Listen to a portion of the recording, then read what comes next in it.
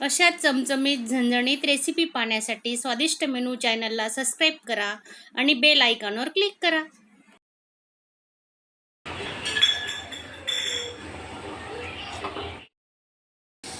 नमस्कार मैत्रिणींनो, आज आपण हिरवी चटणी बनवतोय शेंगदाण्याची. तर हे बघा, त्यासाठी शेंगदाणे भाजून घेणार आहेत. त्याच्यातच आपण चांगले मस्त खरपूस भाजून घ्यायचे शेंगदाणे. आता पाहू शकता तुम्ही.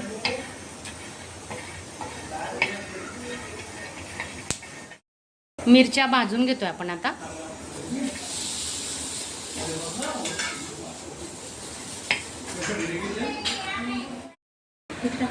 थोडं तेल टाकून घेणार आहेत आपण मिरच्या भाजताना.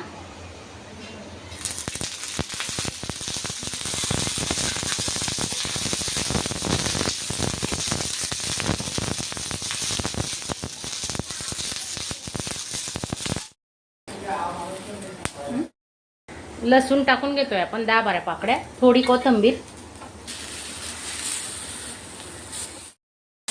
चांगलं परतून घ्यायची कोथिंबीर आणि लसूण मिरच्या. हे बघा भाजून झाल्यात आता.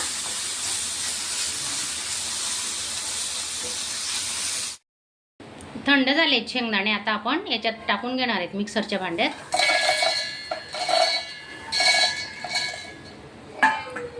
मिरच्या भाजलेल्या त्याही टाकून घेऊ आपण. मिरच्या, लसूण आणि कोथिंबीर. थोडे जिरे टाकतोय. 1 चमचा जिरे घेऊ. आणि हे वाटताना बारीक नाही वाटायचं, थोडं जाड सरस वाटणार आहे. थोडं मीठ, चवीनुसार मीठ टाकून घेऊ.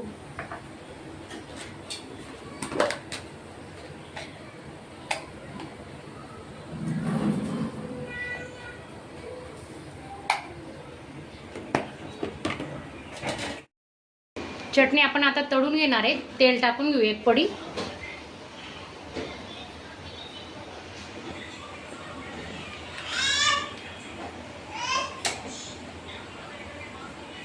थोडं जिरं घेतोय.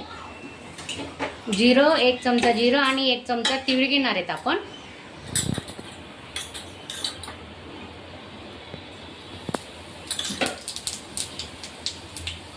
छान फुललं पाहिजे जिरं. आणि आता तीळ टाकून घेऊ 1 चमचा. नाही ना दळलेली मिक्सरला जाडसर, ती ओतून घेतोय आपण आता.